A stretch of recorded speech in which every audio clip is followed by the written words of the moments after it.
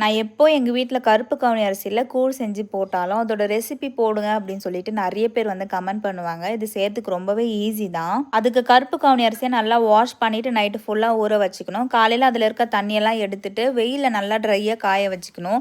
நல்லா காஞ்சதுக்கு அப்புறமா வந்து மீடியம் ஃப்ளேமில் வச்சு நல்லா வறுத்து எடுத்துக்கணும். நல்லா சூடு ஆறுனதுக்கு அப்புறமா மிக்சியில் கொரகொரப்பாக போட்டு அரைச்சி ஃப்ரிட்ஜில் வந்து ஸ்டோர் பண்ணி வச்சுக்கலாம். இப்போ நம்ம காலையில் கூழ் குடிக்கிறோம் அப்படின்னா அதுக்கு நைட்டே வந்து நம்ம கூழ் ரெடி பண்ணி வச்சிடணும். தேவையான அளவு பவுடர் பண்ணி வச்சிருந்த அரிசி, அப்புறம் அதில் தண்ணி ஊற்றி நல்லா கட்டி இல்லாமல் கரைச்சி எடுத்துக்கணும். அப்புறம் சிம்மில் வச்சு ஒரு 5லேருந்து 10 நிமிஷம் வரையும் நல்லா கிண்டிகிட்டே இருந்தோம்னா நல்லா வெந்து சூப்பராக கூழ் வந்து ரெடி ஆகிடும்.